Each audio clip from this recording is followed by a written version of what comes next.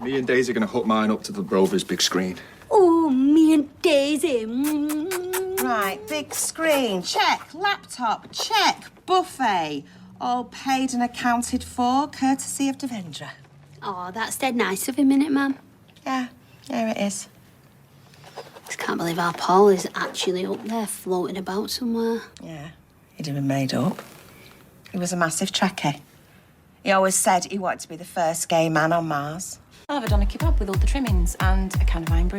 Doner kebab with all the trimmings and a can of wine brew. Doner kebab with all the trimmings and a can of wine brew. Doner kebab with all the trimmings and a can of wine brew.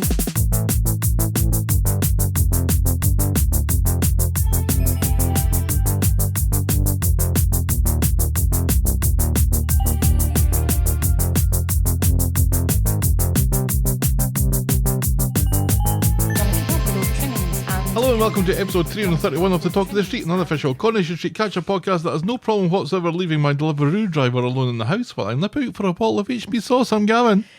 And I am desperately seeking employment in Canada or the United Kingdom because we are fucked. Keeping it light. Keeping it light. And I think New Zealand. But anyway. They have an extremely right-wing government at the moment. So maybe not New Zealand. Look at the scenery though. And it's got hobbits. What more do you need? Yes, and I have friends there. So let's focus on that then, shall we? It's on the other side of the world. That may not be a bad thing. How are you? Yeah, I'm alright. All things considered. Well, plus I really don't want to talk about it. No, that's true. We're here to talk about happy things, like ghosts appearing to help feeble drunk vicars in the night. I have been in a mental fetal position since the middle of last week, so any excuse not to think about that, Fair enough. I'm going to gladly jump at. Fair enough. So how are you? Yeah, I'm good. Our auction ends on Sunday. Oh.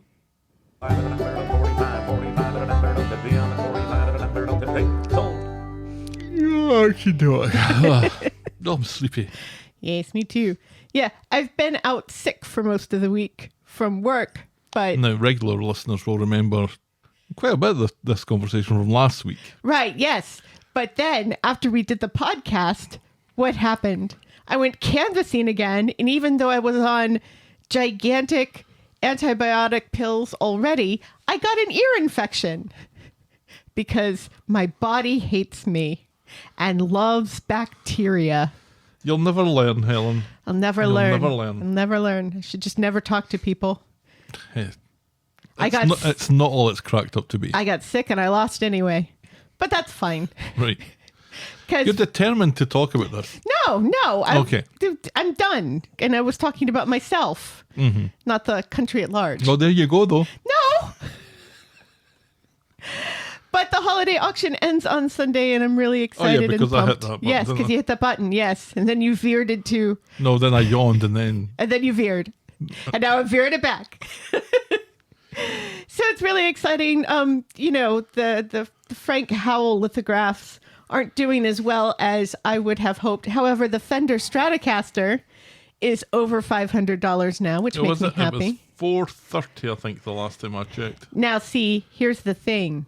This is a dual platform auction. Oh. So it's $430 on one and $540 on the other. So on Sunday, they will combine like Voltron into one. $970? But the really exciting thing is we have these Grady Twins Shining dolls that were a limited edition from... The Shining Dolls. Yes. That were a limited edition made by Mattel in the Monster High line. And they're in their original box, and they are currently at $780. Now, you kind of glared at me when I said The Shining Dolls, because I think when people hear Shining Dolls, they might just imagine dolls what shine. Not when I say Grady Twins before I say Shining dolls. Does that help people? It should. It may help some people. It will help the right people. Okay. So, really excited about that. And then we have another auction that starts on Sunday. Oh, so goodness gracious. Busy. And then I'm working on this huge Star Wars / comic book auction, which will be coming out in like 3 weeks. So just jam-packed with fun stuff, like the Spider-Man issue, which was the first appearance of Black Cat. That is the best one that I've found so far. So really excited about that. And then we have these models come in, and one is like a giant model of the Apollo rocket. And you know I'm going to be bidding on that. You know how I love my NASA shit. Yes. You went to Space Jump. You said it, not me. I said it before you said it. I've got a new jumper. You do it. It's so cute. It's lovely. It's DKNY. It's DK. It's got DKNY jeans in white written on. I'm going to shoulder. call that a charcoal grey. Yes, it's And it lovely. kind of catches the corner of my eye, makes me think that my dandruff's playing up again. Which it might well be, but that doesn't negate the fact I've got DKNY jeans written on And my you've shoulder. got this cheeky, your sweater has this cheeky collar to it, which just adds a level of sophistication that most pullover jumpers or sweaters It's a don't jumper have. that some people may have seen on social media last week. Oh, that's true, because you were wearing I was it wearing it last Friday. week. This is my Friday jumper. When- I got this off eBay and it cost $10. Yeah. And I love it. And it's just extra large. And it fits me beautifully. Yes, it does. Because I've been watching what I've been eating over the last month and a half or so. And I'm feeling the benefit of it. Yes. And you're helping the environment and saving the planet from climate change by buying. I'm also Off being eBay. cheap. By Yes. buying something designer for $10. Isn't that great that you can be cheap but also fight against climate change? It's what being Scottish is all about. That's true. All right, shall we preamble, my dear? Yes, please. Give us some of that thrifty Corrie news.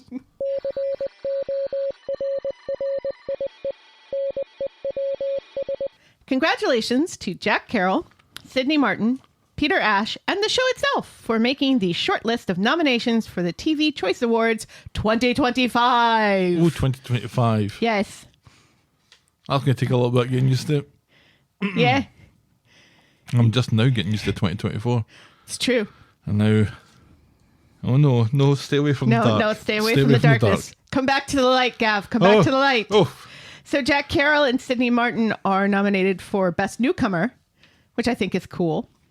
And Peter Ash for the MND storyline. Best ghost. Best Ghost, Coast to Coast. No, that's Space Ghost. And Which out of Bobby and Robert, and Betsy would you vote for? I'd probably vote for Bobby. I'm a fan of Bobby, Yeah. not like that, but I think Betsy has done an incredible job. Yes. In her short tenure on the show. Yes. I don't think they've given Bobby enough to do, quite frankly. They haven't. I think they were scared of the reaction that he got initially and just dialed him down and then dialed him out for a little while. Yeah. Or maybe he's been busy. Who knows? Who knows? He's also a stand-up comedian, so he's gotta bread his butter any way he can. That's right. Bills to pay. That's right. Lisa George has spoken frankly about her recent diagnosis of NION, which stands for non-arteritic anterior ischemic optic neuropathy. Wait, it sounded like it should be 4 words. NION. Right. Non-arteritic anterior ischemic optic neuropathy. That's 6 words. 6 words. Math with Helen. Or adding with Helen. Well, actually, non-arteritic is 1 word. It's a hyphenated it's word. hyphenated, okay. Yes. So shut the fuck up. That's what threw me. I didn't hear the hyphen in your voice. I seldom do. Do you think non is a word on its own? Was that the hyphenated one? Right. Non-arteritic is hyphenated. Non is never a word on its own. Anyway, It is in French. we are... Do I sound like I speak French? You barely sound like you speak English. Anyway, back to poor Lisa. And their thing. Yes. Which has caused vision loss in her left eye. Oh no. Now, she'd already lost partial sight in her right eye due to a gardening accident in 2016, where she was hit in the face with a knot in a rope. Whilst gardening? Yes, in her garden. Okay.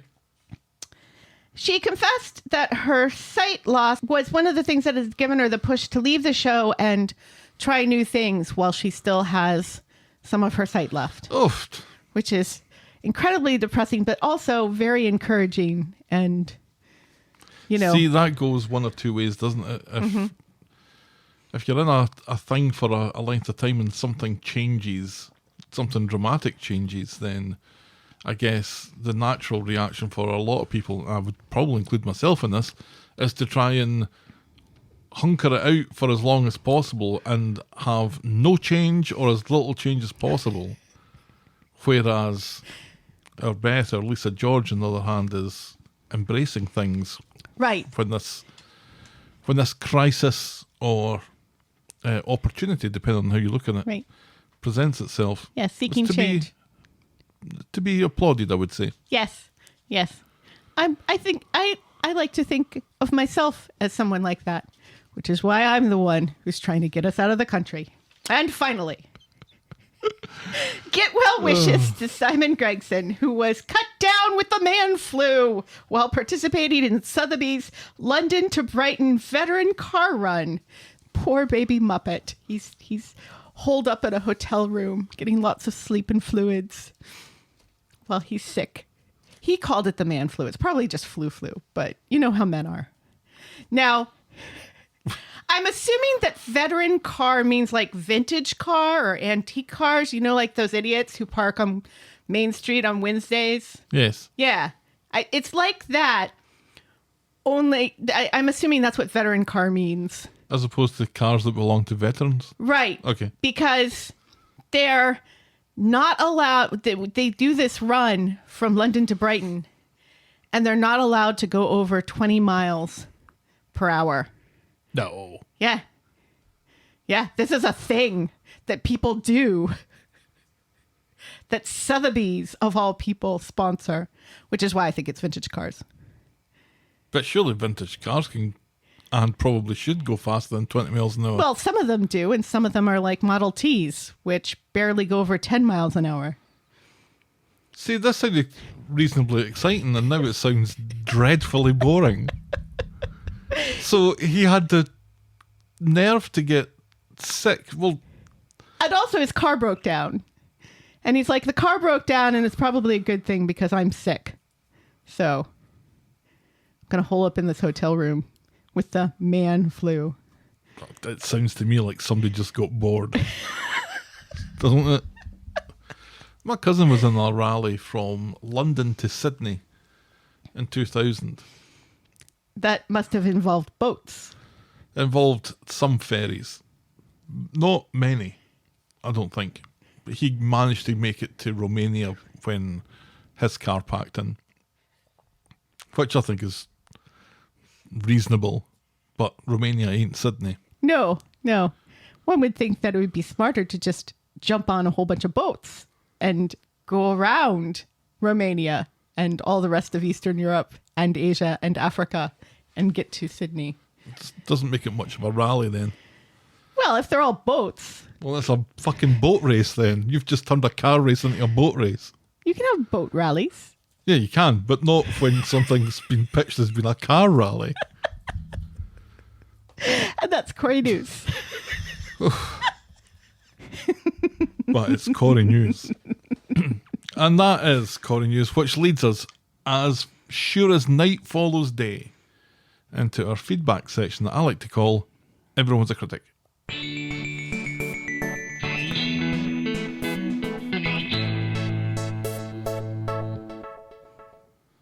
Daisy writes in this week, I've been loving the podcast recently, so much so that my partner keeps saying things like, I bet the podcast will call the episode that this week. Or, I need to email them about that, etc. Yeah. This week's show, can you guess what it's called? I mean, people that listen to it should know by now. It was something Tim said, isn't it? Nope. It was something Bernie said. Is it called Shut Up and Grow a Pair, Bill? That's right. No, it's called The First Gay Man on Mars. And sometimes I think some of these phrases I'm going to sound terribly big-headed here. Right, you think that they do this on purpose so I think that we'll some of use them them do. Mm-hmm. on the show. I mean, some weeks it's really difficult to pick one, but I think some weeks the show makes it easy for me. It's like sometimes when they say London and then they turn to the camera and wink directly at us. And then go back to the show. Yeah. Or when Does that happen? Or when Tyrone walks in wearing his MSU t-shirt and he walks in and then he points to it and points to us and go, Give us all finger guns. Finger guns from Tyrone. We may be imagining at least some of that. But I see, in my mind, the writers have little competitions between themselves to say which one of them can write the line that gets used as clipped title as of that. as the title. Yeah, this probably doesn't happen, but it doesn't stop me thinking about it. Anyway, And if it does happen, keep it up. Daisy has written us a lovely letter. Yes. Going to start it again. Okay. I've been loving the podcast recently, so much so that my partner keeps saying things like, I bet the podcast will call the episode this week, or I need to email them about that, etc. However, we have been so lazy, and I felt devastated last week's feedback section was the best ever, but I'll try not to take it personally. Remember the email I sent about wine? Remember we were confused? Remember Daisy sent us a one sentence bit of feedback about red wine, and we were like, I'm sure that makes sense to Daisy. Oh, yes. Now I remember. It was about when Carla and Swain were clearly drinking Ribena. And that came up last week. Remember? See, it all falls into place. It all falls into place. Glad that's been cleared up. Us too, Daisy. Yes. And I'm so glad the P.O. Box is working again. I'll resend my present. Love you both and hope you feel better, Helen. Isn't that lovely? A present? Hopefully it's a pair of lungs. Yes, that'd be nice. Thank you very much, Daisy. And then Stephen writes, the talk about Asha and Addy skipping a year has always been wild to me as someone who grew up on American soaps where soap opera rapid aging syndrome, or SORAS, is much more common and extreme. American soap characters basically age like Sims 2 characters. You know, it's hilarious. Like I said, I've been sick for most of the week. And we've just heard evidence of that. And Okay. I think it was yesterday. I crawled from the bedroom to the couch downstairs in the living room for a wee bit to watch a movie. And I turned on the TV and it was still on CNN. So I very quickly turned it to like ABC and there was an American soap opera on it. And they're like half the cast is British. Oh. And I'd forgotten that something American soap operas do that Coronation Street does not do most of the time. And when they do, it's just awkward. There's always this music score all the time. Oh, yeah. Telling you how to feel about things. And it's always cheesy and terrible. Very weird watching a soap opera. Even Corrie, when it has its background music on. Yeah. It's just weird. Right. Especially when it's a scene with that background music. And then all of a sudden it cuts to a commercial and it's boom, boom, boom, boom, boom, boom, boom, and then and it's like, that's so jarring. Maybe don't do that. Neighbours does it too. Yeah. Well, you know those Australians. They do like a bit of incidental music. They do. Ghostface writes from Scream. Yes. Did Ghostface ask if we like scary movies? Now there are actually two ghost faces. That's the twist. So it's Skeet Ulrich and Matthew Illard. Yes. Ghostface writes, suspects so far are Ronnie, Michael, Swain. Michael, no! Carla, Dee Dee, Kit, Lauren. I think she was questioned. But why isn't Max and Bobby on that list considering how close they are with Lauren? There's something off with Bobby, and I wouldn't be surprised if it involves Max. So they would have to have killed him together. Unless Bobby poisoned him. Michael's not a suspect. Michael couldn't possibly murder anyone. No, because Michael was super surprised when Right. Ronnie and Ed were When everybody was implicated in it. running around in the streets at 3:00 in the morning. Yeah, he was the only one that didn't have a crowbar that week. Right. Yeah, I think Michael's in the clear. Wouldn't it be? Carla, I don't know. Well, I guess we'll talk about it a little bit later, but there are still a number of suspects, though. My Yeah. question is, who cares? Oh, no! Oh, who cares? Oh, did I say that out loud? We still want Joel to be alive and to face justice. Let's be honest. That's why we don't care. Oh, do you not care either? I really don't care. We'll get to it. Because I hate that he got away with it. I just don't think that they've... Well, we'll get to it. But thank you for the list, Ghostface. It's good to see it written down. It does help form the thoughts in the Now, matter. do you think it's Skeet Ulrich or is it Matthew Lillard who is emailing us? I always preferred Matthew Lillard. Yes, me too. But that's because of Scooby-Doo. That's also true. Canadian Helen writes, wonderful podcast as always. Thank you, Canadian Helen. I think that Joel can still go down. They can put his But I like that! They can put his ashes in the closet at the jail. I think that would be very fitting. Yes, indeed. Wendy writes, so leaving a stranger in the flat when you go buy groceries is totally a thing? No. It is now. Well, it is on Coronation Street. Not in the real world. Now, finally, Cheeky writes, and Cheeky rather deftly has managed to get my thoughts on lots of matters and has expressed the opposite opinion. Oh, no. Cheeky writes, I really liked the return of Paul. I love that he was the religious conscience for Billy to get help from Bernie. I think Daniel Brocklebank continues to be the stand-up actor of Coronation Street with everything he does. It's pitch perfect, emotionally speaking, even when he's acting drunk. I think it's nice that Tim is helping out Mason. I actually do agree with that. Yes. But I don't think that's going to last very long when Mason's family comes into play. The people that I didn't like this week included Bethany, with her continued verbal abuse of Daniel. I kind of agree with that as well. Yeah, half and half. And Dee Dee with her confession to Ed that she, in her mind, murdered Joel. My favourite scene had to be Billy's drunk confession that he kissed Todd because he's so buried in his grief that he can't think or do anything honestly anymore. Probably one of the strongest performances from that actor that I've seen, and that includes the time Peter pushed him off a cliff.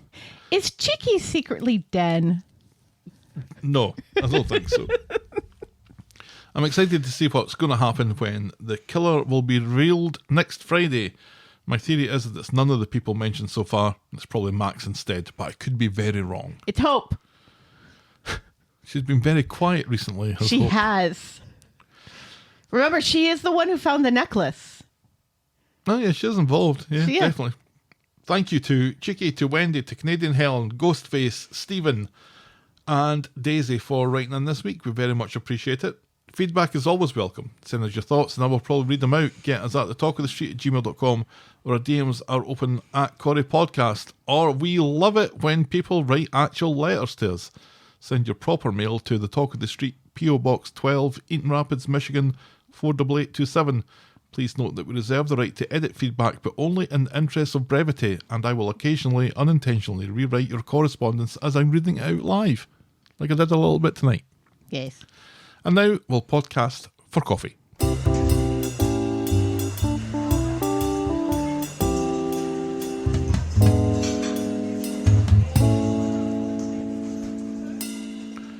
We're drinking our own coffees this week.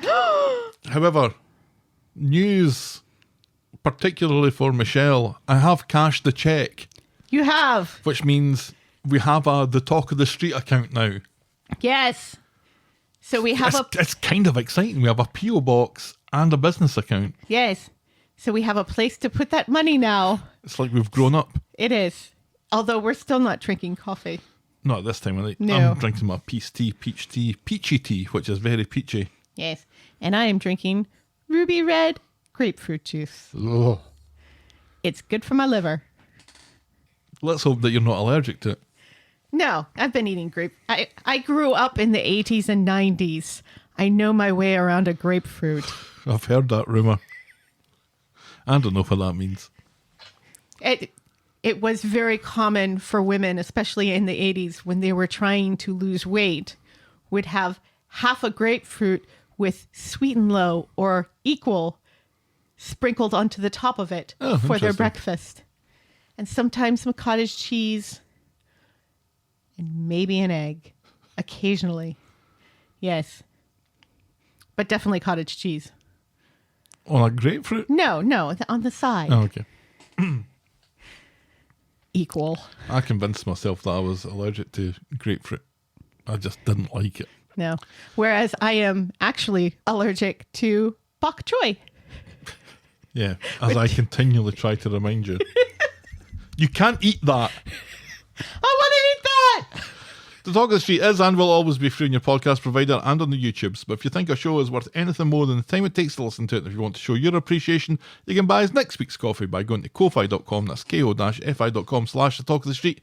You can also sign up to be a friend of the podcast through the same link where for as little as $2 a month you can get a mention in the closing credits of each and every episode. And we now have a Patreon site where you can also show us some love. Sign up as a friend of the podcast there at patreon.com/the Talk of the Street. But remember, you can always support the podcast for free. Get us in front of new listeners by liking, subscribing, rating and reviewing wherever you get your podcasts. Alrighty. Oofed. Shall we dive in, my dear? Yes, please. Back to a normal length week this week, thank goodness. Thank God. And we will start with the Real Housewives of Weatherfield. On Monday, I think I've mucked up the stories a little bit this week, so everyone will just have to doubly pay attention. Yes. On Monday, Daisy is helping Kit move out, but spots a Rover's whiskey bottle in amongst his belongings and his boxed off stuff. He claims that he'll square up with Jenny later and it was no big deal. In the pub, Ryan tells Daisy about being pumped by Kit But not like that. for information and says this shows a level of deception that he thought Daisy would want to avoid. So Daisy confronts Kit about it and he poo-poos it, calling Ryan a dopey ex. So she turns the subject on to the whiskey bottle that Jenny spotted missing a month ago. Yes. So not A month 3 ago. days ago. And so we now jump into a Kit flashback where he's sneaking into the Rovers late at night and is about to creep up the stairs like a midnight creeper when he thinks better of it and goes to have a swig of whiskey. He also deletes his recent calls list. Back in the room, he barges by Daisy to leave, but realising that he's really upset her, he decides to spin his drinking to Paul's death, and Daisy is suddenly made of sympathy. Yes. This was very bad play by Kit here, Yes. using the death of his Using brother. the dead brother. He suggests that they start again, and she agrees, so they introduce themselves to each other. Meanwhile, Ryan tells Carla about how much of a swine Kit has been lately, and goes through all the evidence, and Carla agrees that this is well dodgy behaviour. Yes. And that's as far as we get with that bit of the story Right. this week. There's plenty more of that. Yes. But I was trying to do the whole Daisy Kit thing, whether that was going to develop into something that kind of touched on other storylines a little bit, which is a bit inconvenient, but there you go. Kit and Daisy then. You got to make decisions. Got to make decisions. Got to make decisions. And it's Sometimes they're the wrong one. and it's decisions on the spot, Helen. Do I set up a new notepad for this story or just stick with this one? Decisions that are made instantly and we can't go back. Well, we could. But I don't go back. I was going to say something and I'm not going to. Excellent. However, I encourage you to say something about Kit and Daisy. Well, we've talked about this already, haven't we? About the potential there. I kind of like the chemistry.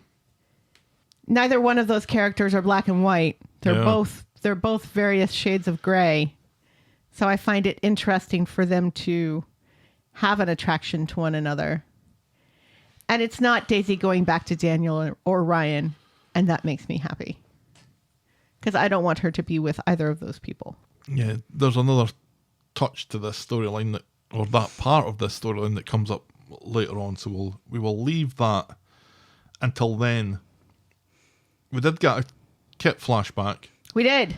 And we only get flashbacks for people who are suspects, I guess. Yes, So and- this makes Kit a suspect at this point. Right. And we're going to get even more of this flashback a little later.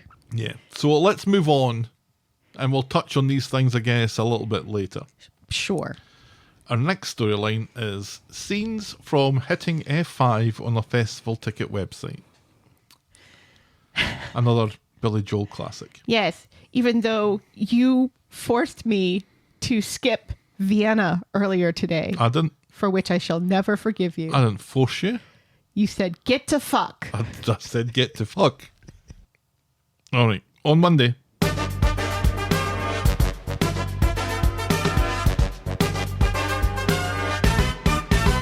Swain. So Swain comes along to see if the red car lead has provided anything. But Kit says that it was a dead end and reminds her that she's supposed to be on leave, so tells her to fuck off. And you know she's on leave because her hair's not in a ponytail. That's how you know. That's how you know. Hair's up, All business. hair down, All pleasure. a little bit of fun. Later in Nina's roles, Carla finds her on her laptop trying to get festival tickets for Betsy. This is her way of saying sorry for not being present. Yes. Carla gets coffees in and suggests that she joins her at the factory, which has better Wi-Fi. Aye. Better Wi-Fi. That doesn't quite work. You're such a dork. On the way, Swain apologises to Dee Dee, but Dee Dee doesn't want to hear it. Yeah, Dee Dee's a bit of a bitch this week. Just putting that out there. Low-level bitchiness. At the factory, Betsy wants to know why Swain is there, but Carla tells her to mind her own fucking business. But as Carla and Swain are debating the best lunch options, in which Swain cemented a place in my heart, I'm going to say, by saying that she likes a kebab with all the trimmings And a an can iron of brew. brew. It's hilarious because you are very Swain and I am very Carla. Oh, we're our own personal swarla. Isn't that lovely? It is. It's a swarla with an extra penis on the side. I've got an extra penis? Did no one tell you? No, in fact, most have said exactly the opposite.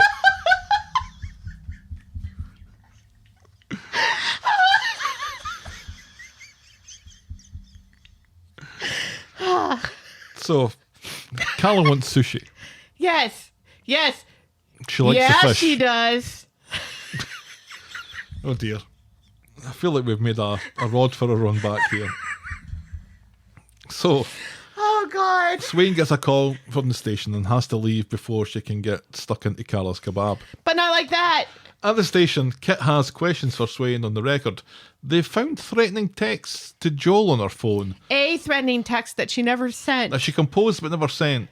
He asks her if she has an alibi and she tells him she was at the hospital, but she was discharged before Joel left the voicemail to Dee Dee. So, turns out you've not really got an alibi after all, Swain.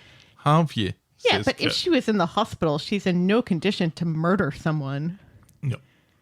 The fact that she didn't send it doesn't cut any favour with Kit. She says that she was angry because she was worried about Betsy and just wanted to mark his card, and that was it. And in the end, Swain is suspended over the text, and she Well, quite wait. understands about it. Is she suspended? Kit says you'll probably be suspended, but we never see her actually get suspended. No, Costello's not in it this week. Yeah. He's hanging out with Bishop Greg, And the fish guy. that we're never going to see again, and I'm so bummed about And that. the little old kebab man. Haven't seen him in ages. I'm worried about him. Yeah, come back, little old kebab man. We miss you. She says, look, if I did do anything, why would I be chasing down leads? Why would I be suggesting to you that you dredge the river and stuff like that? Yeah.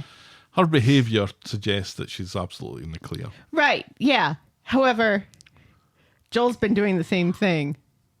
And we know he's involved as well. Well, we know something. Because flashback. And we're treated to another Kit flashback now, where he's driving and his wing mirror clips the other wing mirror of that poor bloke that was in it last week. Yes. When he sees Joel With heading no for, name. Right, when he sees Joel heading for his car. I think he was named, but I can't remember it. Bob. Back, sure. Back. Don't mistake him for Bobby. No. Nobody's on the phone for Bob. No. Back home, he tells Daisy that he interviewed a suspect in Joel's murder case, and he's determined to prove that they did it. So it sounds to me like he's very much got it in for Swain. Yeah, he's going to frame her. Back at the bistro with Carla, Swain suddenly remembers about the festival tickets, but Carla has done her a solid and got them for her. That's nice. Swain is so chuffed, and they hug kind of awkwardly because Swain's still a bit sore from getting run over that time. Right. You're such a good mate, says Swain, and Carla seems to be imagining dining at the Y tonight, but smiles and says nothing. Right. She's been friend-zoned. Next, we see Daisy agreeing to go up to Kit's new flat, and then it's flashback time again. Kit approaches Joel, who looks like he's been beaten 7 ways to buggery already, and he warns Kit off, saying that he knows Kit planted evidence in Nathan's van because Nathan was his client, let's remember, and suggests that he has proof. Stalemate, he says, and we hear Joel getting back into his car as Kit looks on angrily. Okay. Yes, because the whole reason why he drove into Bob's car is because he saw Joel. Yes. And he was staring at Joel and not watching where he was going. Right. Here's the thing, though. Does he forget that happened when he assigns Swain to poor Bob's car? Wouldn't he say to himself, wait a second, that happened on Noble Street. And I clipped a mirror on Noble Street. I don't think that he knew it was Noble Street until he'd left, and then Swain was talking to Bob on his own. And that's another thing that distances it from it. Bob came in to report his catalytic converter getting stolen, Right. not the damage to the wing mirror. That was just an extra. So yeah, so I think there was distance between that and Kit. So much crime in Weatherfield. Oh, and what a tangled web we're weaving here trying to keep up with it all. Seriously. You know, we talked about this last week. Kit was like a suspect in need of a motive. And I did air the fact that Kit planted evidence on Nathan. I wonder if it was tied back to that, but didn't really see that there was a connection between it because Nathan didn't know it was Kit who did it. No. But I think what they're suggesting here is that Nathan suspected it Right. and aired those suspicions to Joel. But all we saw that conversation was Joel poo-pooing everything that Nathan said and trying to get him to admit to murder. Yeah. So It makes you wonder if there was like CCTV footage that Joel went back and found and stuff. Offsides. I kind of feel like this doesn't quite add up. Well, there's lots of things in this show that don't add up. Oh, sure. That's why it's a soap opera. On Wednesday, Racist Kelly has done some online shopping at the behest of Roy. Well, see, See? You messed this up. I've messed this up as well. You messed this up. Roy has been a delight that I'm going to talk about in another storyline. Jesus Christ. What have I been doing? Yes. And Nina's roles, Dee Dee comes in and Racist Kelly asks her to help with the shopping, but she dinges a request claiming to be too busy. And a feminist. And later... Just because I'm a woman, you think I want to look at baby clothes? Coochie coochie coo. Mm-hmm. Later, Roy approaches Dee Dee about this, but she says that she's too busy with work to be able to help with Racist Kelly. He worries that Racist Kelly needs her support, and Dee Dee seems to have a problem with her. Dee Dee insists that she doesn't have a problem either with Racist Kelly or Roy, and satisfied, Roy leaves her to it. On Friday, Ed shows up late to see Dee Dee. She's been on the sauce a bit and just wants him to leave, but he refuses to go until she tells him what's going on with her, because he realises that something's wrong, she's just not right. And she's got such a cozy looking cardigan on. He thinks it's because she thinks he and Ronnie killed Joel and think them capable, but she snaps and she doesn't think that at all, because she was the one what killed Joel. She did it.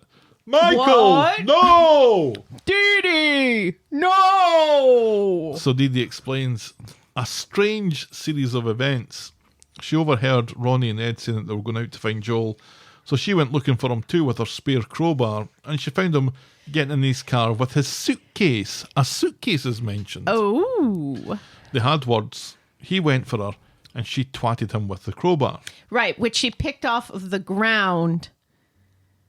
So it's the same crowbar.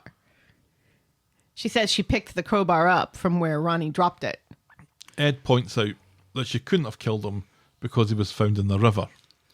and not in the middle of the street. Which is flawless logic from Ed there. Yes. And it surprises me that Ed has to explain this to Dee Dee, who, by all accounts, is reasonably intelligent. Yeah. Well, I think what is going through her mind, which is kind of what I was thinking as well. We talked about this last week. That she, because we've seen the head wound. We know that he had it when he made the phone call. Well, we've seen the same wound in 2 stages of distress, I would say. Yeah. But we've seen it.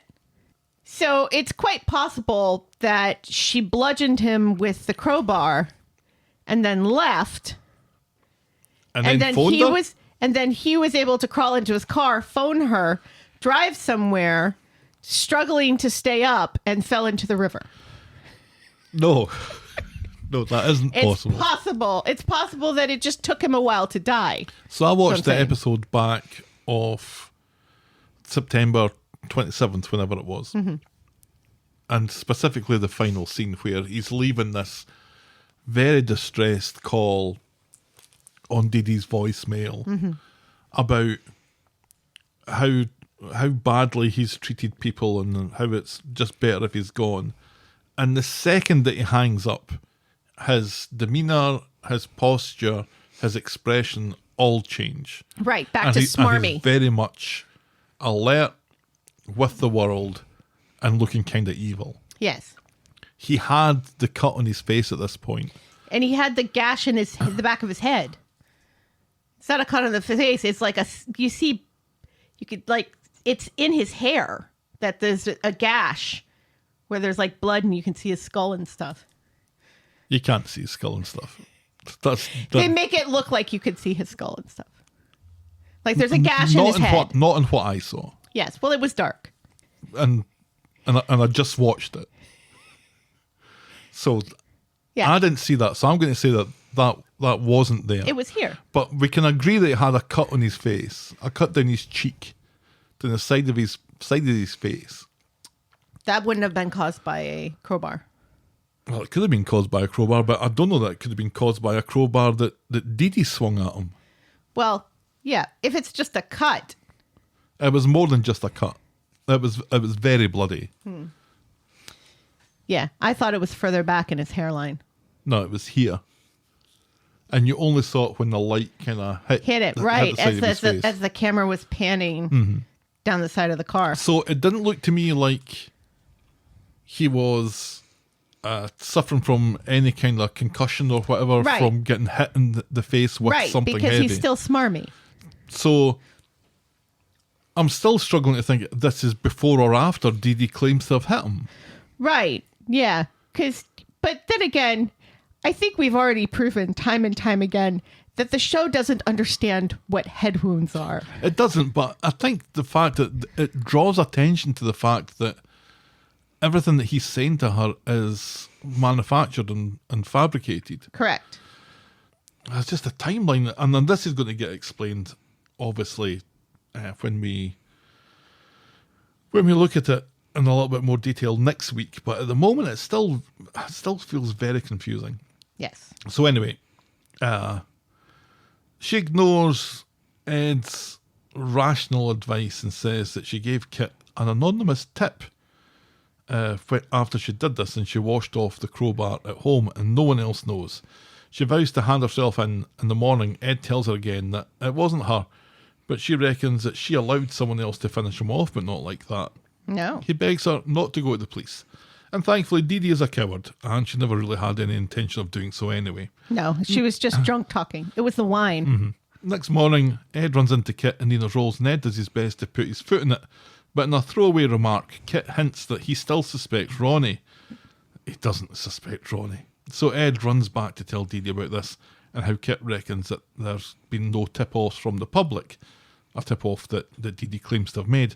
And Dee Dee isn't surprised. This is sensitive information, and Kit will be playing his cards close to his chest. Correct. And that's as far as we get with that bit. Yes. This week. So I think what we are going to eventually learn is that all of these people had a hand in killing Joel. Everybody got their punches in. But who was the one who punched last? Well, all we really know is that Dee Dee did it. But Dee Dee didn't do it. Well, Dee Dee didn't do it all, but Dee Dee did some of it. Right, yes. And then that's what I'm saying. You know. But Ronnie and Ed didn't do any of it.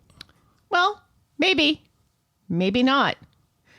Because remember, Ronnie does kind of like confess to going back out after Ed, he and Ed, you know, slunk home.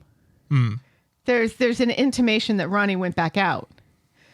So, and we still haven't seen precisely who Swain was trying to stop and got run over for her troubles. And we still don't know what Carla saw when she looked out at the factory. Correct. And we don't know particularly what Kit has done, because you know Kit done something. Well, we saw what Kit has done up to a point. Yes. But we are both aware that Kit did more. We suspect that Kit did more. Yes. Yes, because... Mason, I think, was getting his hole with Betsy, so those two are in speed dial. Right. We do see Racist Kelly on the couch at number 8. Asleep. She's not not asleep, but she's pretending going to to be sleep. asleep. Yeah. Because David's talking to Sarah, who's in Turkey at this point. Right, yes. About Bethany, but Racist Kelly is not asleep, but is pretending to be asleep for David's benefit. Correct. And has heard a noise outside and is very worried. Right, but that's already happened. That Joel is going to do something to Frankie. Right. So who's not there. So she quite easily could have got up and done something. Maybe not. Because remember, the whole I heard a noise outside thing happened hours before she's sleeping on the couch. Yes, it did. And there was nobody there. But that's what put it into her head that she was now suddenly scared of Joel. And maybe going to do something about it. She wasn't suddenly scared of Joel. She's been scared of Joel this whole time. You know what? You know who did it? It was that other girl. And all of this is bluff. And then that other girl that Joel abused is going to be the killer. And that'll be fine. That means none of our regulars have to leave. And it will be completely unsatisfying because we care less about her than anybody else. Well, we can't even remember her name. No. That's why she's perfect. Which is par for the course for us, to be fair. Bob. No, there is something that the show's asking us to log this, to log the fact that Racist Kelly wasn't asleep, to log the fact that there were noises, that there's somebody lurking about outside that Carla's seen, that Swain is shouting at someone who apparently did a mugging and things. So there is all this grey area, and not all of it's important, and probably very little of it's important. Correct. But it better be somebody that we know, because at this stage, I mean, I don't care who it is, and I'm not all that sure that we're doing this story all that well, to be honest. No. And my opinion of that is more or less based on the fact that this has been going since like November last year. Before then, and we've already had a whodunit, and it turned out to be nobody did it. Well, Joel did it, but he didn't actually kill her. Mm-hmm. So again, the show not understanding what head wounds are. So, well, sure. So we're doing kind of two things very similarly in the same storyline, separated by mere weeks. Right. It's just really hard to get excited about it for me. And doing it in a way that angers everybody because it means, once again, a criminal has gotten away with literal murder by dying. And who's to say that the person who did this doesn't get away with it? Right. So, yeah. I tell you though, I'd much rather if it's a woman who did it, she's going to jail. Yeah. Yes, because we know the fingerprints of this show. I would have much rather have had a situation where this goes up in court and we have the crime drama and stuff like what we had with ITV Corrie. I would have much rather have had that than yet another whodunit, and one that has weird special effects and flashbacks and dramatic music that immediately goes into and then shows us a little pie. The whodunit, the dual whodunits. I would happily sacrifice one of them for a good courtroom drama. Yeah, that's what I just said. Yeah, I'm agreeing with you. Yeah. You know, I think the problem is that both Adam and Dee Dee are far too close to this to represent anybody in court. The whole prosecution guys from beforehand, they could easily have done something. Anyway, Yeah. let's move on. Our next storyline is Bully for You. On Monday, Sally's cleaning up the kitchen after Tim shat on the floor. I was like, what? He missed the bowl? The toilet? No. No, it's like mucilix or something. Muesli. Sure. They suspect they have a mouse, and that was, again, making me think that Tim shat on the floor. Yasmin comes You round think later. he shot a mouse on the floor? No, but there was droppings on the floor. No, it was like, Muesli. yeah. Yeah, and Tim's like, if it was me, you'd see a bowl in the sink. Yeah, because I don't clean up after myself. Correct. We all know people like that, right? Yes, we do. Yasmin comes round later, surprised to see Sally throwing out all of her old food, but Sally suspects that they have a mouse. And Yasmin very joyously says, or a rat! And so I was like, who the fuck are you talking to? It's a mouse. Yasmin thinks it's a waste to throw out all that stuff and offers to take some of it to charity, something that has attracted a visit from the mayor next week, and this gets Sally on board. And rolls later, Tim has bought a trap and he has some concerns about the ethics of using it. Roy suggests that the best way to get rid of a mouse is a cat. Yasmin comes in, and as they chat... And Tim says, Sally let me have a horse, but she'll never let me have a cat. Yasmin comes in, and as they chat, Mason bursts in, drinks the dregs from a cup, and runs back out again. And grabs some crusts of toast. Sally's still thinking about getting her face in the paper with the mayor, so proposes to Carla that they offer some of their reject knickers. Carla doesn't give a shit, so lets Sally do whatever she wants. Right. She's like, Sally, some of those pairs of pants don't have any crotch. And Sally says, exactly. Back at number 4, Yasmin is educating Sally on the reproductive cycles of mice. And Sally says the things that us women have to put up with. I know, that was hilarious. But Sally no longer cares about this and is excited that she managed to get the Weather Gazette to cover the mayor's visit. Yasmin is frustrated by Sally muscling in on this, but hides it well. I don't think she's frustrated. I think she's because she's like, oh, that's great, Sally. The Gazette was already coming. I think Yasmin knows who Sally is. Mm-hmm. Although I don't understand why Sally is like getting all aflutter about the mayor. She used to be the mayor. It's getting her face in the paper for not pissing in her bush for a change. You would think she doesn't give a fuck about mayors anymore. If it was like, I don't know, cares. the prime minister, maybe she'd care. But you know what? You know what this storyline has done for me?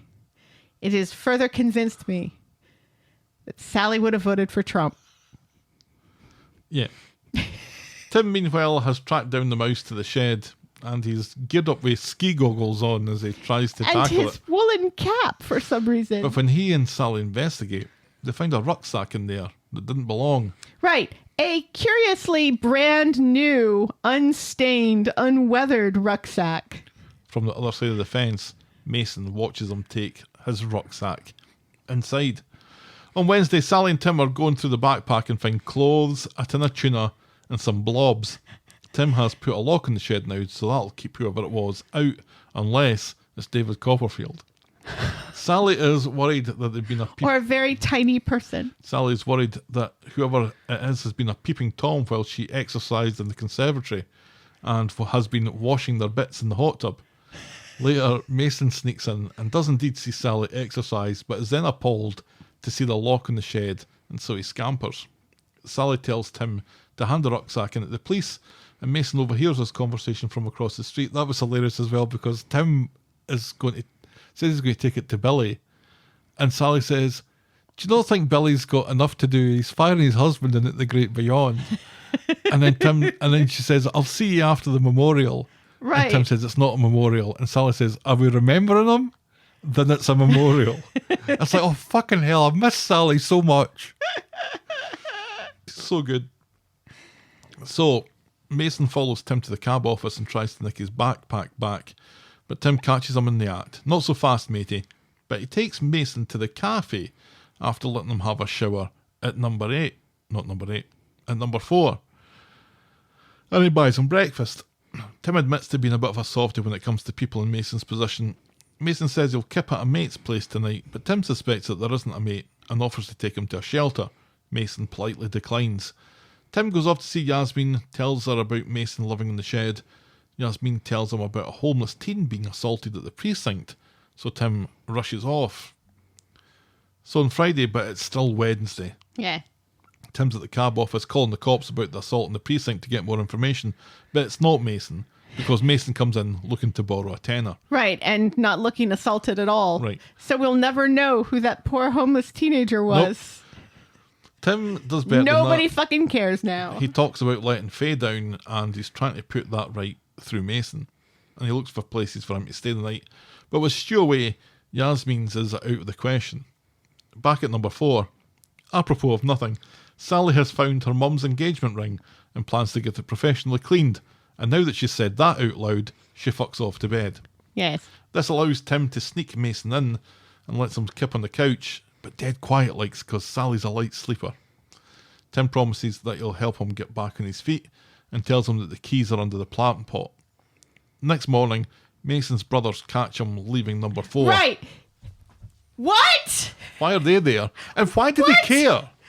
Oh, wait, are they like, did they see him go in the night before and have been hiding behind those bushes ever since? People are going to hide We behind bushes, know- Helen. That's people. We know, because of another storyline, that it got so cold on Coronation Street that night that you could have died of hypothermia if you spent the night outside. Mm-hmm. So they couldn't possibly have been hiding there ever since Mason went in. How do they know Mason was in there? But why do they care, more to the point? Well, because they're bullies and they want to bully him and also use him to steal stuff. And also because plot. Well, sure. But it's just so fucking ridiculous that he just walks outside and all of a sudden his brothers just appear. They just happen to be there at the right time, By the at way, the right place. And who the fuck paid for those fireworks? Oof. I don't believe that Mason couldn't handle both of these idiots. They're both taller than he is. And they're family. Mason says it's not a big deal and he's been sleeping in their shed, but the brothers notice that he's clean and smells nice, so reckon he's well in there. Let's go and get something to eat and you can tell us all about it, he says. They say. They say. Meanwhile, Yasmin asks Tim about Mason and Nina's roles while Sally's there, but Tim manages to neatly cover, suggesting that he's thinking about giving Mason some shifts, cleaning windows.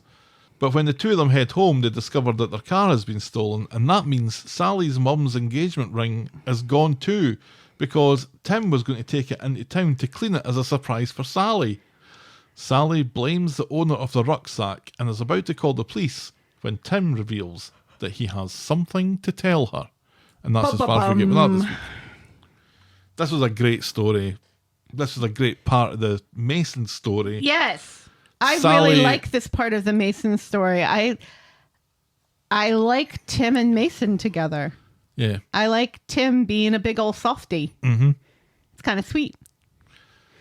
Especially since he's married to this horrible, horrible woman who does not want to help the poor unless it gets her face in the paper. Sally's awesome. Oh God, the things that she says about the homeless and the poor.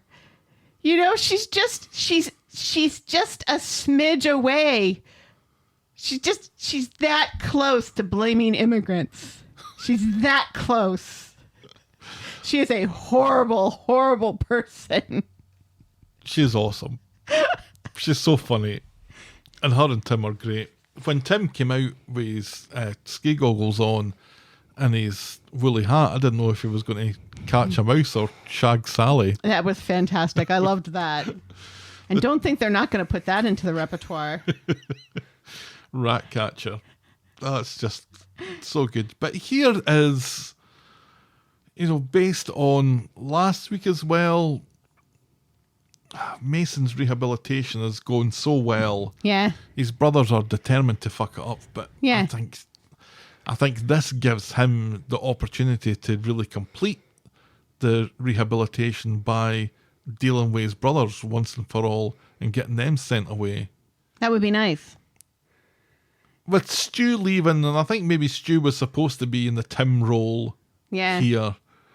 Tim taking it over is working, I think, maybe arguably even better. Even better. Yeah, because there was always an aspect of it with Stu where it was, somebody who knows what it means to be homeless, helping a homeless kid and wanting to give them a second chance because they needed a second chance. I really liked Mason working speed dial. I did too. And maybe he can get back there because I think that's a great use for him. Yes. And I think, Yasmin may be kind of hard on him at times, but the way she reacted when she found out that he was living on the street and had no food, she immediately feeds the kid. Mm-hmm.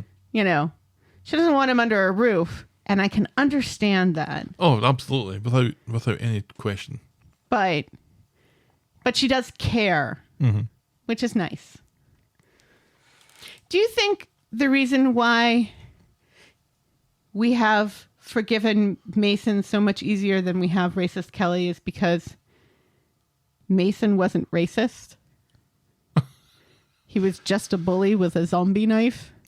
I think the show has shown us, not something that belongs to Shona. Right. The show has demonstrated to us that he is a changed character. Right. Through his actions. Right.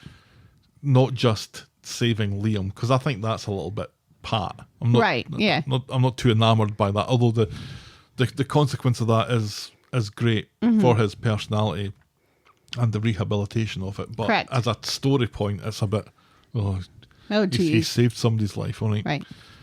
But it's the little things that really make a difference to me, and it's his interactions with Yasmin, his interactions with Stu and with Tim now are far more on a level of someone who really does have a good heart, I think. We're just asked to believe that racist Kelly's sorry for what she did. We don't see any evidence of it. Yeah. We never actually get to see her apologize to Alia or to Darian. We're never going to get to see Darian again. No, he's long gone. Yeah. So maybe eventually we'll see her apologize to Alia. But we've seen Mason apologize to Dylan and to Liam and to Yasmin and Stu for the things that he's done there and attempt. And it's weird because initially we saw, he seems to be becoming a better person. And then he's like a bully to Dylan again. But then that never really goes anywhere. No. And he apologizes and stuff. And the real bonus is the way that, I think you said it the other week, how he treats Betsy. Yeah. He can't be seen with her. No. For everyone's good. Right. And whereas beforehand, he wouldn't have given a shit. Correct. Yeah. Although it's covering his own ass as well as hers. Absolutely. But yes. Yeah. And I'm glad about this because I think he's a cracking wee actor, and I'm glad that he's a complicated soul, I guess, but it's good to root for him. It feels good to root for him. Yes. And I'm definitely feeling that way.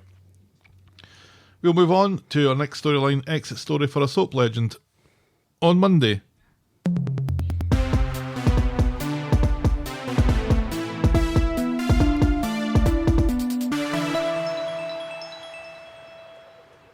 At the hospital, see if you can guess how much of this should have belonged in another storyline.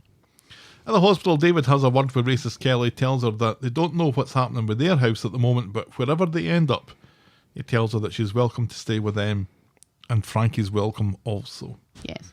It's really Frankie who's welcome. Yes.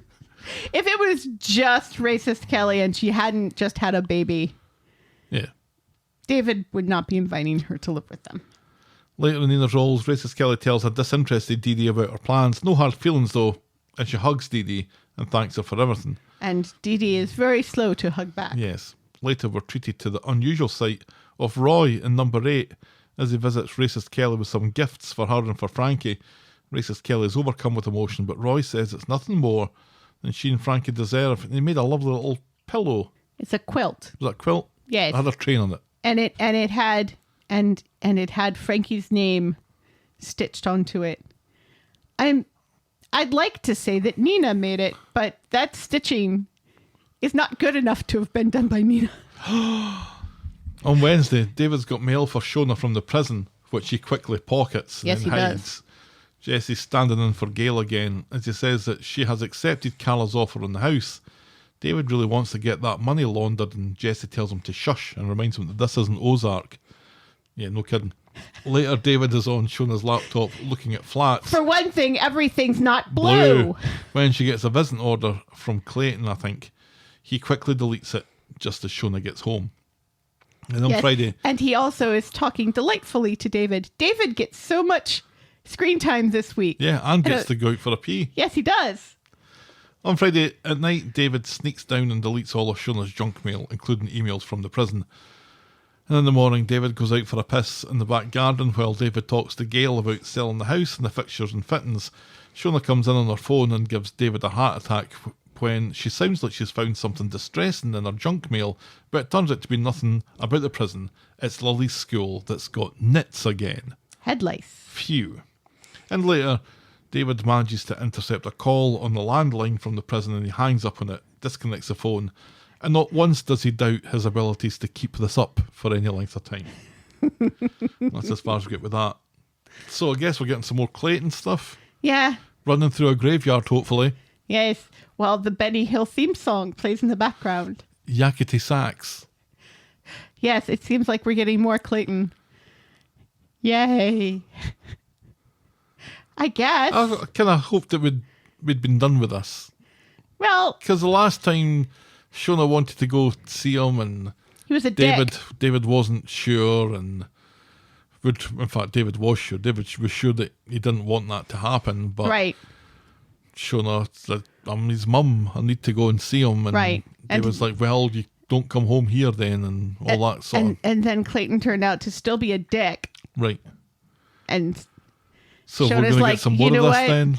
I don't need you in my life. And that's the end. But now it's not the end.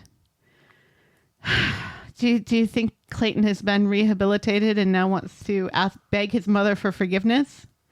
Or do you think he's dying? It's got to be one or the other. I kind of hope that he's dying. It's got to be one or the other, right? Oh. Because he's not getting out because he murdered somebody. Yeah, he's not getting out. No, he's not ever getting out. And he does not seem to be the type of character where somebody goes to the prison to talk to the prisoner who gives them words of wisdom from their hard-won life on the streets. No. No. So he's either dying or is going to beg for forgiveness, but not really. And then break his mother's heart again. Again. Yeah, I could do without really any of that. I'm quite happy that Clayton's out of sight, out of mind. Let's just move on, shall we? You know what was fun this week? Shona constantly reminding people that she'd been shot in the stomach. Yes. Shot in the stomach and got brain damage. Yes. Yeah, people are like, oh, it's so horrible. And Shona's like, listen, I was shot in the stomach and it gave me brain damage. Nothing phases me, biatch. Not even the nits at Lily's school. Right. Or becoming homeless. Once again, though, this is another week that passes with just the briefest of Gale Yeah. and no real movement on her exit. No. For shame. Our penultimate storyline tonight. Find someone who screams at you to get out the way Bethany screams at Daniel to get out. Right. She could be in a Jordan Peele movie. I made that joke last week. You did. Or you said those things last week. Yes. On Monday, Daniel picks up Bethany from the flat Ouch. for a stoma appointment and has plans for lunch. Because that's what you want to do after you've talked about a stoma bag. Go get something to eat. Well, you know, Well, you I guess you gotta have give to. You got to give the stoma something to stome. But Bethany would rather hang out in her smelly hoodie and return to the flat as soon as possible, and this is enough to get Daniel's brain filling in some blanks here.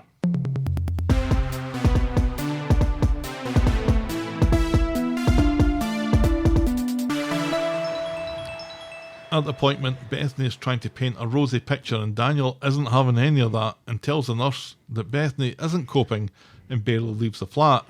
So the nurse gives Bethany some pamphlets about support groups while Bethany glares at Daniel. Right. And then the nurse says, "Yas, queen.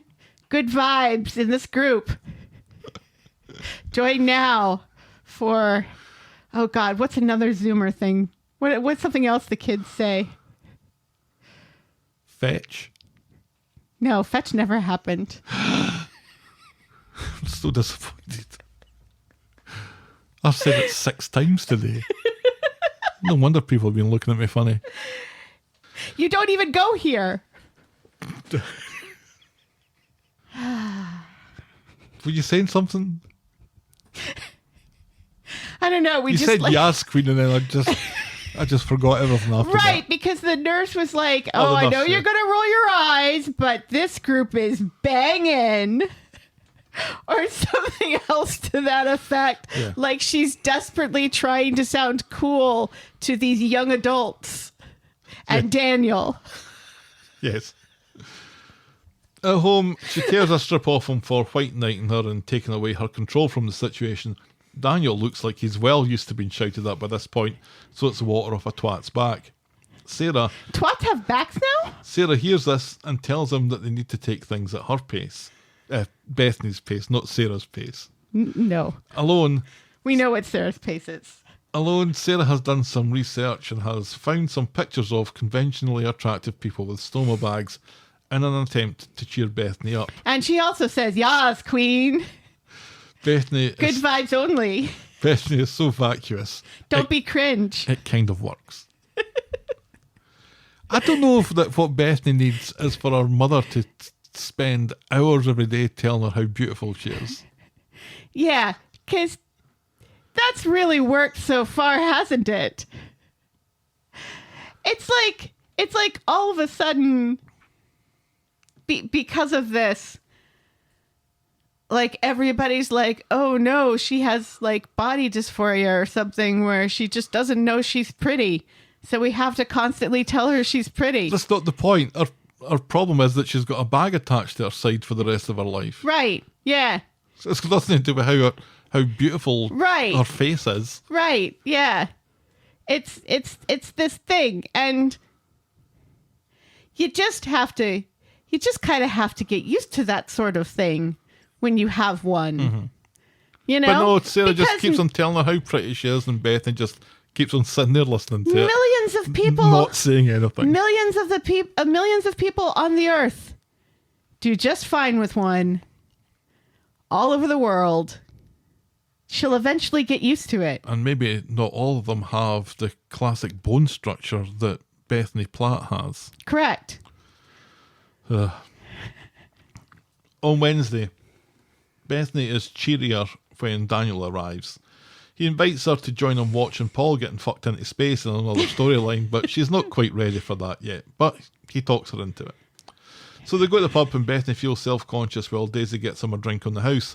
Bethany decides to get hammered though, but there's an incident where Daisy thinks that she spilled her drink down herself, but it's her stoma that's leaking. Mortified, Bethany runs off, pursued by an asshole. At home, Daniel doesn't think it's a big deal. And wait, when you'd think that you wouldn't just bolt off, you would make sure that you're no longer leaking and then discreetly leave without shouting at people. Yeah, you leave carefully. Right. Without drawing attention to yourself. At home, Daniel doesn't think it's a big deal. Oh well, if you don't think it's a big deal, Daniel, then I guess it isn't. And when Sarah reacts like it is, he condescendingly reminds her that they were supposed to be letting her take the lead. Later, Bethany black bags her clothes and announces that she'll never be able to go to the pub again. And once again, she throws Daniel out. Later, she's getting rid of all her tight-fitting clothes while Sarah does her best to remind her that there are lots of beautiful women with stoma bags. She's furious that Daniel was the one to force her into going to the pub in the first place. But he didn't. She's the one who said, yes, I'll go. And of course, it had to be Daisy who noticed the leak. Sarah warns her against pushing people away. Meanwhile, Daniel goes back to the pub and tells Daisy that Bethany's blaming him for everything. If someone keeps telling you to go away, sooner or later, you have to listen, he says. Yeah, maybe the first time. Maybe the first time. And it's always Daisy that he's telling this stuff to. Yeah. This show has got those two star-crossed lovers. On Friday, Daniel gets home and finds Bethany in his flat. She apologises for having a go at him, and he seems to accept it, remembering that she didn't want to go to the pub in the first place. She thanks him for being so great. She tells him that he's in, and they're going to get their hole, but when his hand drifts down to where her bag is, that kind of punctures the mood. She doesn't even know why he'd want her with the Punctures. stomach. Yeah. She says if it keeps her alive, he loves her bag and promises things won't change. And he's gonna kiss it.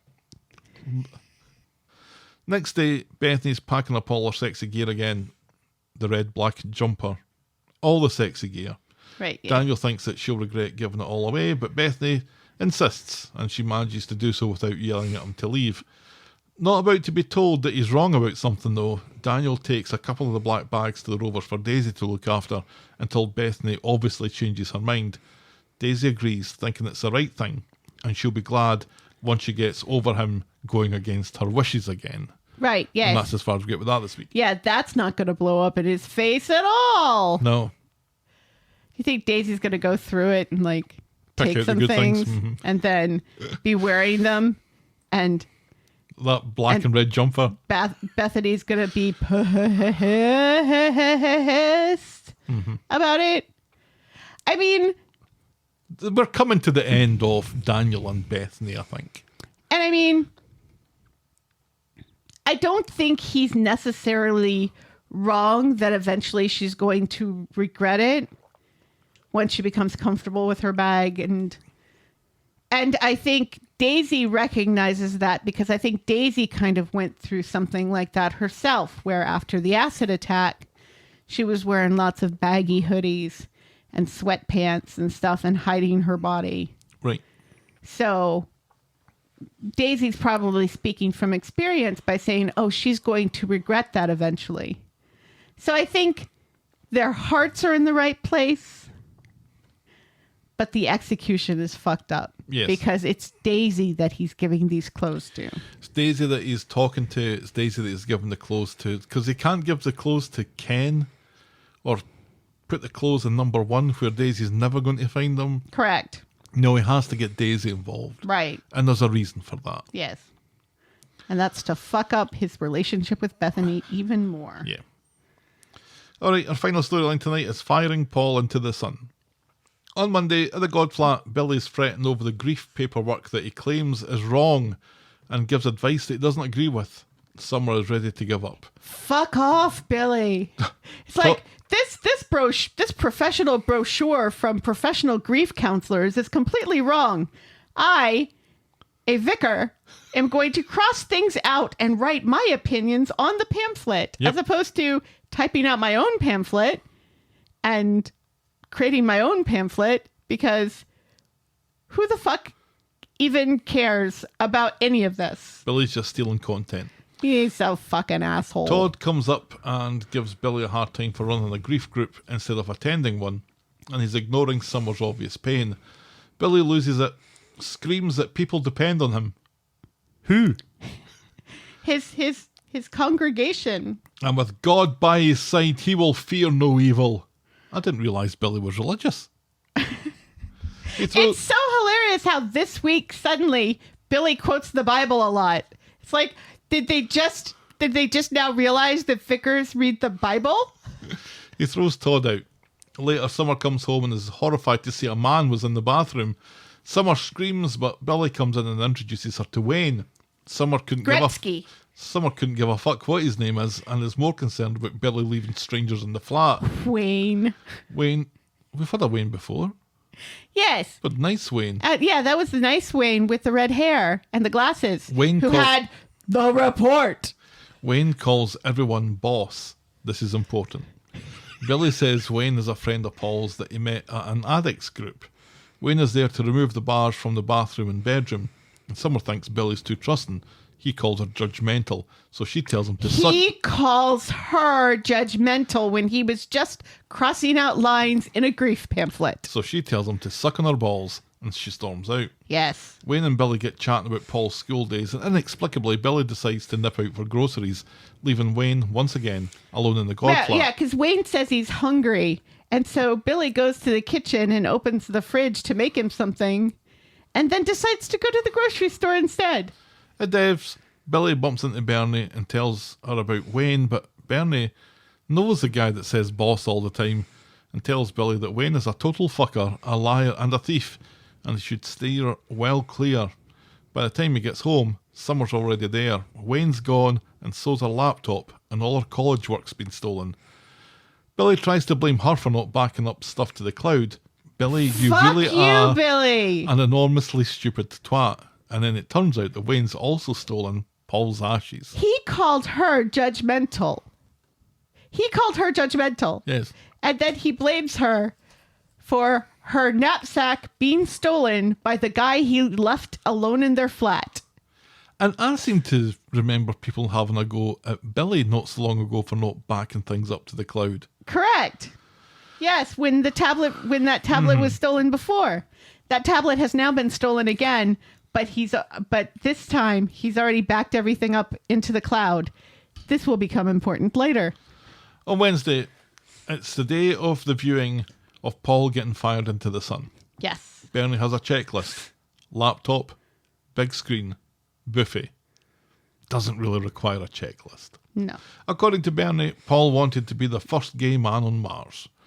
Billy's looking less enthused about it. That was David Bowie, Bernie. He fucked up big style yesterday. He let down Summer and Paul, and he's thinking about giving the space launch a miss. But Summer tells him that it's easier to grieve together. And in his roles, no one has shown up for Billy's grief group, and he's fucking furious. It was hilarious. When Shona describes the space launch as a party, and he storms out. So anyone who does show up for the grief group is fucked. They're going to have to listen to Shona talk about getting shot in the stomach and getting brain damage. So Bernie turns up at the God flat. She went to the grief group and no one was there. She's looking for a picture of Paul and Billy for the launch later. Billy is largely inconsolable at this point, and when she leaves, he gets wired into the whiskey.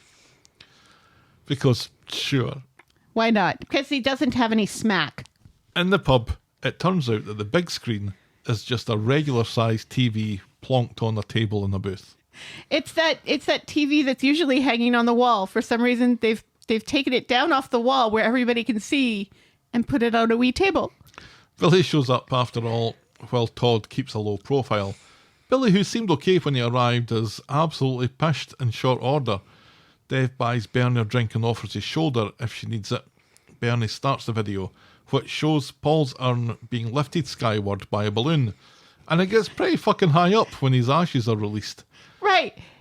Didn't they describe it as it comes to a point and the balloon deflates and the bucket tips over from the top and there's a cascade of ashes that looks like starlight? No? That's what Bernie described it as a few weeks ago. But this is, it gets high up and then all of a sudden the bucket just kind of shits all the ashes from the bottom. The bottom falls off it, yeah. Yeah, and it's just like... Done. I think the end effect's roughly the same, I think. 2 weeks in a row. 2 weeks in a row with balloon stories. Have they invested in helium? Billy isn't Is watching. helium the new sponsor of Coronation Street? Yeah. Number 2 on the periodic table. Big helium. Helium. Oh, There's more a helium stuff? There's a shortage of helium because you can't make it. Certainly there's no shortage of helium jokes on this podcast. Who made a joke? Nobody. That's right. Billy isn't watching and looks like he's shot himself. He staggers over to the remote control and switches off the TV and drunkenly admits that Wayne stole the rest of Paul and then admits to trying to snog Todd on the day of Paul's funeral. Now, I think we need to explain that Wayne didn't steal the little box of ashes on the table because that would be weird. he stole a jewelry box that for some reason Billy had in the living room on the bookshelf, and the ashes were inside the jewelry box. Was that worth explaining? I feel like it is, because it sounds weird to say Wayne stole the ashes. Like he was purposely went there just to steal Paul's ashes. I think that makes it sound better. Gemma's mouth drops so far open it looks like she's eaten. Somehow this is Todd's fault, and as Billy staggers off to vomit in the bush, Gemma throws Todd out. Dev goes to see Bernie, who's crying her eyes out in the backyard, and he comforts her, I suppose, by shushing her when she tries to explain how she feels, how it feels like Paul is now finally gone. This is enough for them to get back together. Hurrah! Yes. Huzzah! Back at the quad house, Gemma is sending a harsh email to Billy and will not be dissuaded from not sending it. She's writing a very stern letter. Bernie goes to see Todd at the Undertaker's and asks for the full story then. Todd explains that Billy was drunk off his tits and in pieces when he made a clumsy pass, and Todd pushed him away, and Bernie remembers her part in this, telling Billy that he never got to say goodbye to Paul after all. Correct. Todd thinks Billy is in self-destruct mode. Then he gets a call from Summer. Billy's MIA, and Todd is worried that Billy's going to do something stupid. Billy, Like fall asleep and talk to ghosts. Billy is listening to Paul's voicemails while he drinks more whiskey on the pavement outside the factory. Todd calls him just as his phone dies. He falls asleep, but is woken by a vision of Paul telling him to get off his arse. Ah. And I'm like, oh dear, really? This is what we're going to do? It's a soap opera. You gotta have dead people I don't know that you do. walking the streets. On Friday, At least they didn't have intercourse. if they did, I would have loved to have seen it from someone else's perspective who couldn't see Paul. I'm just remembering the episode of Grey's Anatomy where Katherine Heigl's character has sex with a ghost. Or Barbara Hershey in The Entity. Yes, that's not a soap opera though. On Friday, oh well, Paul's still here, casting a shadow and being generally alive and flossing. Right, yes. He's no longer got that shine that he had at the beginning. Billy can't believe his eyes and continues knocking back the whiskey like it's apple juice. Because it is apple juice. Paul's worried that Billy's going to die, like he is, and Rana. Billy would be happy to die from the cold here because he's fucked everything up and Summer would be better off without him, and his ashes got stolen. A weepy Billy passes out, and at this, Paul doesn't disappear, which can mean only one thing. Ghosts exist on Coronation Street. Billy really did see Paul. 'Cause Yes. Paul's ghost was really there. Paul's ghost was really there. Yes. We have confirmation of this later. Yes, but at least we know that he really has put all of those messages into the cloud so he could listen to them on his phone. Yes. At the quad house, Bernie wakes up from a strange dream of Paul, and she has a voicemail from Todd, still worried about Billy. So Bernie goes out with a good idea of where Billy is, and she finds him lying on a pallet outside the factory when he could be back in his snug house. So Bernie finds him and gets help to carry him back to the flat where Asha and then later a paramedic confirm that he's got hypothermia, but it's decided that he'll be fine and he's allowed to stay at home. Right, like they bring him in and Asha's like, all right, we need to get these wet clothes off of him. But they don't get the wet clothes off of him. They just wrap him in blankets while he's still wearing the wet clothes and rubbing him wearing the wet clothes in a blanket. That's got to feel so bad and terrible, and is also a terrible, terrible, terrible thing to do to someone with hypothermia. Summer and Bernie blame themselves for the state Billy got into, and the next day, Bernie talks about her dream about Paul and reckons that he was the reason that she was able to find Billy. Billy wakes up later, and Bernie fills in some of the blanks for him, tells him about the hypothermia and what appeared to be a suicide attempt. Billy remembers ruining everything, and Bernie agrees that it was a killjoy, but tells him to stop beating himself up about it. We were firing Paul into space. It kind of makes sense that a vicar wasn't into it. She says that he was drunk and drowning in grief. Billy tells her about his vision of Paul last night, and she's quick to believe him and tells him that she had a dream of him too. He says Paul was there and told him that he loved him. Bernie is thrilled by Paul's legacy of love. She tells him that she has 4 children now. Paul, Gemma, Kit, and now Billy. Sorry, Chesney. Bill. She said Billy. Did she say Billy that time? Good, because I hate it when she calls him Bill. But also, yes, fuck you, Chesney. After a shower, shave, and a shit, Billy and Bernie talk about keeping the spiritual events of last night to themselves. But at that, it starts to rain, and Bernie thinks that this is a sign. Yes, it is a sign. It's raining outside. So they go outside to stand in the rain, and with their palms facing upwards, they shout to the heavens that they love Paul. I love you, my darling, shouts Billy. Bernie thinks Paul is at peace now. Billy thinks that Paul is in the arms of Jesus H. Christ. That's right, Billy. You had hypothermia last night. And but now sure, you're standing out in the rain. go out and stand in the rain, you fucking tube. Yeah, that's a great idea. Asha's probably looking out her window from across the street, shaking her head, saying, why did I try to save this man? They didn't even take his clothes off when I told them to. And that's how we end this week's episodes. I have often said that a particular lowlight for me was the scene in which Brian, on a hoist, vomited over the school governors. I think this is worse. You mean Ghost Paul? Ghost Paul and Billy and Bernie standing out in the rain. It was so cringy that my toes Oh, now you're getting down with the kids. tried to curl both up and down at the same time. So How do they curl up? So to an observer watching them, it would appear that nothing was happening. That's how cringy it was.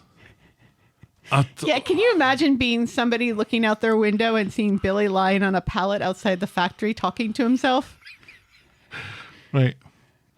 Oh my God, what on earth were they thinking? Who pitched this? And thought, this is a great way to finish the storyline with Ghost Paul showing up. And Billy and Bernie standing out in the rain after he's got hypothermia. Right, yes. Screaming their love to the heavens. Yes. Talking And not about, even singing and dancing in the rain. I am glad that, I'm glad that somebody finally looked up what a vicar does and found out that they can quote scripture, because that was nice, I guess. But, I mean, it is a soap opera. Things like this are supposed to happen in soap operas. But the way he was quoting scripture was in a rage at Todd. But that was the first time. But he quotes scripture to Paul, too, I think. To Ghost Paul. While he's drunk and, suicidal. Which I guess that's also not a good look. Hey, I've seen worse people quote the Bible, but anyway. Yeah, I did not mind Ghost Paul as much as you minded Ghost Paul. I've seen worse, ghost people in movies and television programs than this. There's a reason why I still haven't watched the last season of The Crown, for example, because nobody wants to see Ghost Diana. But I'm not going to say it was well done, but it kind of made sense to me that Billy would kind of have this vision. Yeah, but stop the vision when he passes out. Peter Ash needed one more paycheck. He got it. He was already there. He turned up on set. He's been paid. He's fine. Right, yeah. He can disappear when Billy passes out. Did you expect them to kind of fade him out slowly? When Billy passes out, the camera holds on Billy, end scene. We don't see that Paul's there or Paul's not there. You don't have to. And then if you want to make it kind of appear that maybe he did see a ghost, well, it's kind of suggested. But the way they did it, I think Billy passed out twice. Yeah. And Paul remained there. He was leaning... Holding Billy up. He was leaning against Paul. He was leaning against a ghost. If there's one thing we know about ghosts, it's that you can't lean on them. And they don't exist. Because they're see-through. Because they're spirits. They're not solids. They should have gone the whole hog and done what they did in A Ghost Story and put a sheet. They should have put a sheet over Peter Ash, cut holes out for his eyes, and they should have had that flossing outside the factory. Right, in the rain. because that's what Ghost Paul flosses. Ghost Paul flosses. Yeah. He doesn't even do a dance from the year he died. He does a dance from 6 years before he died. That Mary's already done. Right. Yes. That's no longer a thing. And I'm going to say, did better. Poor Mary. No, Mary did it better. Oh, Mary did it better. Yes. Yes. It was hilarious when Billy turned the TV off, though. Especially since they had such a hard time setting up the TV. He wasn't even watching it. He had his back to it. Right. And they had that whole, like, scene where Daisy and Kit are trying to figure out the TV. And Gemma's like, oi, you two. You could do your whole rom-com bullshit later. Mm-hmm. Let's fucking go. That wasn't bad. I didn't That was mind funny. that. I liked that. They shouldn't act drunk. It's never great. It's not. Sorry, Cheeky. It wasn't great. The relationship that characters have with alcohol is fucked up anyway, but we had in the scene in the flat where Billy finds his bottle of whiskey and takes a small swig of it, and he looks like he's going to be sick because it's that burny stuff down the back of his throat. It's just, why would anybody want to drink this? Right. And then a few scenes later, he downs about half a bottle of it in one Right, go. yeah. And you're like, no. You'd have to be like a die-hard 20, 30 years into it alcoholic to be able to do A that. bottle a day for years. Yeah. And you're drinking that much without throwing it straight Your back up liver again. has to be practically hanging outside of your body at that point to be able to do that. That's And a it's storyline just- for Bethany next year. No, because they've already done the alcoholic liver transplant. Well, I guess it's not a Bethany storyline next year then. We already did that. But which has not stopped the show in the past, so I don't even know why I'm bringing it up. But and it's kind of like maybe the show has forgotten that Billy has addiction issues. No, because he was at his addicts group. That's where he met Wayne. If you can recognize this, then maybe we don't have him going off to get completely drunk when he just did this a few weeks ago. What is he going to his... Well, I'm assuming it's an NA meeting, not an AA meeting, because he was a narcotics addict. It doesn't have to be an anything A meeting. It's an addicts group. Right. But I'm making an assumption that it's I don't think you should do that. specific. But anyway, what is he going to do next week? It's been 7 days since my last drink, as opposed to last week when he says it's only been 7 days since my last drink. I really wish they wouldn't show anybody who's having a bit of a personal crisis that the first thing that they do is reach for a bottle. You had Dee Dee doing it this week. Yeah. Dee Dee's straight on the wine because she's got this inner conflict. Right. Not Billy's whiskey, because straight she's a woman. Straight on the whiskey. And it's just so easy. Yeah. And Only it's not, because it never looks great. no. It never turns out great. It's just people stumbling around, pretending and shouting and pretending to be drunk. And it's just... It And does another feel thing very that- lazy. And another thing that ground my gears was It's almost as lazy as brain damage on the show. that Bernie, after rescuing Billy, she's kind of, she's not exactly high and mighty, but she's, Billy, just stop torturing yourself and all that. And Billy's apologising, and she's like, look, enough of all that. You know, you were drunk. You You played a fucking part in this, by the way, Bernie. And I Yeah. don't hear you apologising for fuck all here. Well, she didn't have a part in it this week. Last week, she wanted the ashes back. Right, yeah. But then totally forgot about it after the one time that she asks for them back. She's been an asshole to Billy for about as long as he's been an asshole to her. Yeah. He's apologising. She's not apologizing. She recognises what she's been doing. She's had conversations with people about it, but not with Billy. I think Billy was probably due an apology. But, I but think at you're least right. at least the two of them are back on speaking terms. But oh my God, the two of them standing out in the rain. That was a low point. And what's hilarious is the show has many storylines running consecutively. In no other storyline is it raining at any point during that day. No, because it's a sign. It's a sign just for that storyline. So it's only raining above Billy's flat. Metaphorically, I think it's always raining above Billy's flat. Because that's God. All right. I think that was the week that was Coronation Street, It was. don't you?